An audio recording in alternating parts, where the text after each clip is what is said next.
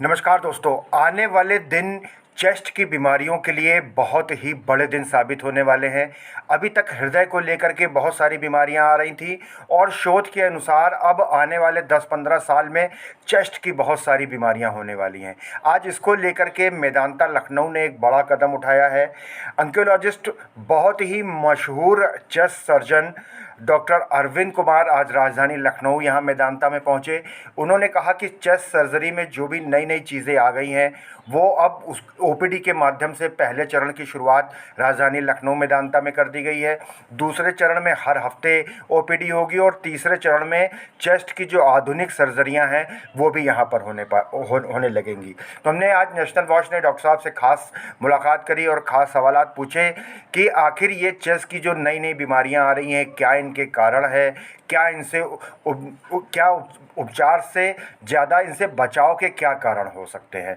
तो दोस्तों आज ये अपनी टीम के साथ में डॉक्टर अरविंद कुमार मौजूद थे। बहुत बड़ा इनका नाम है चेस्ट सर्जरी में, बहुत सारे आयाम इन्होंने स्थापित किए हैं और इनके साथ में चेस्ट सर्जनों की पूरी टीम है जिसमें डॉक्टर बिलाल बिन आसफ़ हैं, कंसल्टेंट हर्षवर्धन पुरी है और भी इनके साथ में कई डॉक्टर्स हैं।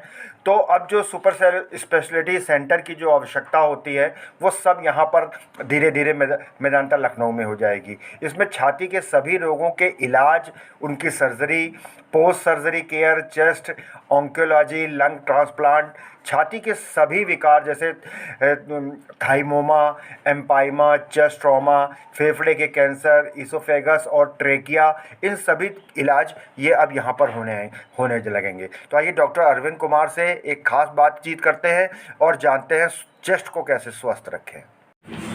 डॉक्टर साहब, लखनऊ में आपका बहुत बहुत स्वागत है। काफ़ी नाम आपका रहा है चिकित्सा में और सबसे पहली बात हम ये करें कि जैसे हार्ट की डिजीज़ेज बहुत थी पिछले 10-15 साल में, अभी बताया गया कि आने वाला समय जो है वो चेस्ट के रोगों का है, तो किस तरीके से ये है सर? जी, पिछले 15-20 साल में हार्ट की प्रॉब्लम्स थी और हम सब हार्ट की प्रॉब्लम, हार्ट अटैक यही सब सुना करते थे।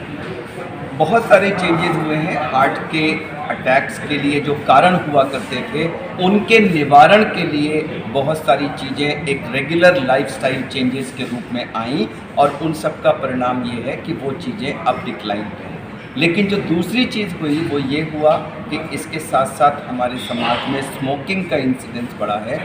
वायु प्रदूषण बहुत मेजर तरीके से पिछले कुछ साल में बढ़ा है। लोगों की उम्र बढ़ रही है, उसकी वजह से उम्र के साथ साथ जो बीमारियां हैं वो, इन सब का कुल नतीजा ये है कि आजकल जो फेफड़े की बीमारियां हैं उनका इंसिडेंस बड़ी तेज़ी से बढ़ रहा है। खासकर मैं बताना चाहूँगा लंग कैंसर, जो चंद साल पहले काफ़ी नीचे था in terms of incidence and as a cause of death, वो आज पुरुषों में हमारे देश में नंबर 1 पोजीशन पे आ गया। यानी कि एक साल में सबसे ज़्यादा जो कैंसर होते हैं वो लंग कैंसर होते हैं और सबसे ज़्यादा जो कैंसर रिलेटेड डेथ्स मेल में होती हैं वो लंग कैंसर। तो ये सब वायु प्रदूषण और कई अन्य कारणों की वजह से मिल के हो रहा है।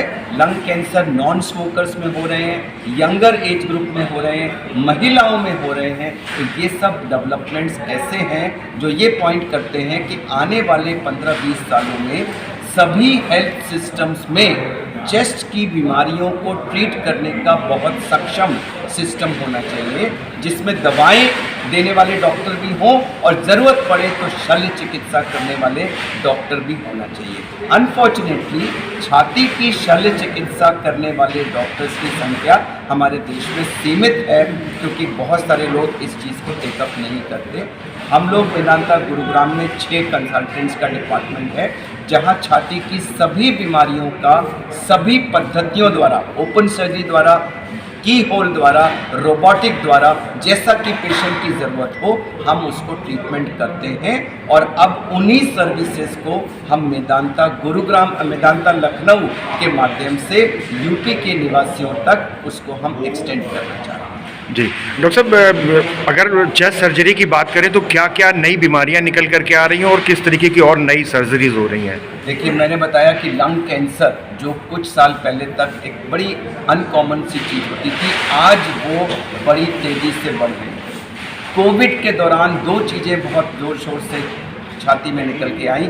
एक हवा लंग फट के हवा निकलना जिसको पोस्ट कोविड न्यूमोथोरैक्स कहते हैं, और दूसरा आपने सुना होगा ब्लैक फंगस यानी म्यूकरमाइकोसिस, और दूसरे फंगल इन्फेक्शन। तो इन सभी रोगियों को कहीं ना कहीं किसी न किसी स्टेज पे शल्य चिकित्सा की जरूरत पड़ती है। तो इसी तरह से और भी कई बीमारियां हैं जो अब धीरे धीरे बढ़ रही हैं, उनका इंसिडेंस बढ़ रहा है। ओपन सर्जरी पिछले 50 साल से होती थी, लेकिन उसमें शरीर के ऊपर काफ़ी चोट पड़ती थी क्योंकि बहुत बड़ा कट दिया जाता था। पिछले 20-25 साल में ज़्यादा से ज़्यादा सर्जरियाँ की होल यानी कि छोटे छोटे होल से होने लगी हैं। छाती में इसका प्रचलन अभी भी बहुत ज़्यादा नहीं हुआ है क्योंकि ये करना कुछ गिने चुने लोगों को आता है। तो हमारी टीम में इसमें काफ़ी बहुत समय से सक्षम है और हम अपने ज़्यादातर रोगियों को जो इलाज है वो इस दूरबीन यानी की होल सर्जरी के माध्यम से देते हैं, और अब ये सर्विसेज लखनऊ मेदांता में भी कुछ महीनों में अवेलेबल हो जाएंगे। जी डॉक्टर साहब, एक आखिरी सवाल कि चेस्ट की बीमारियों से हम कैसे बचें कि सर्जरी की नौबत ही ना आए? खान पान में, रूटीन में क्या बदलाव करें? किसी भी चीज़ से बचने का सिंपल उपाय है कि जो उसका कारण है उसका निवारण कर दीजिए तो आप उससे बच जाएंगे। तो छाती की बीमारियों के बढ़ने का कारण क्या है?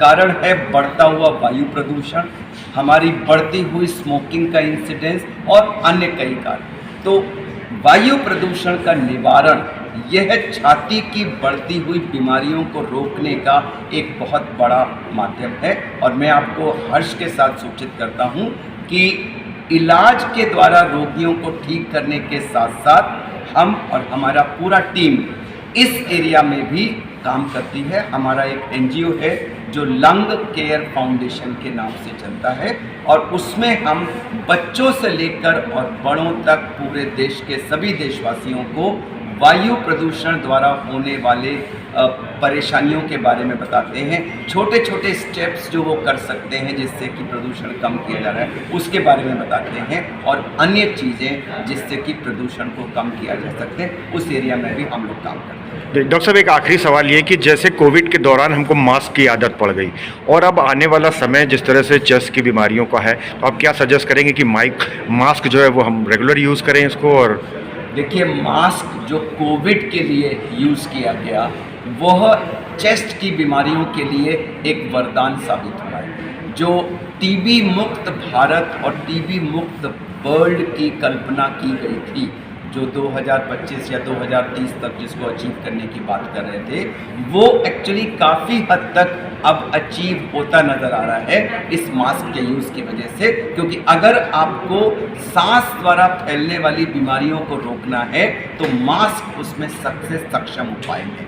तो ये आप कह सकते हैं कि इस महामारी कोविड का एक छोटा सा फायदा था कि कोविड ने तो छाती की बीमारियां की, बट दूसरी छाती की बीमारियों को फैलने से रोकने में मास्क ने मदद की है। तो मैं ये तो नहीं कहूँगा कि कोविड के जाने के बाद भी देश मास्क ही लगाते रहे, लेकिन हाँ, जिनको छाती की बीमारियां हैं, ट्यूबरक्लोसिस और ऐसी बीमारियां हैं, उनमें अब मुझे लगता है आने वाले समय में मास्क का इस्तेमाल भी ट्रीटमेंट का एक मेजर स्टेप बनेगा। डॉक्टर साहब, नेशनल वॉच से बात करने के लिए बहुत बहुत धन्यवाद।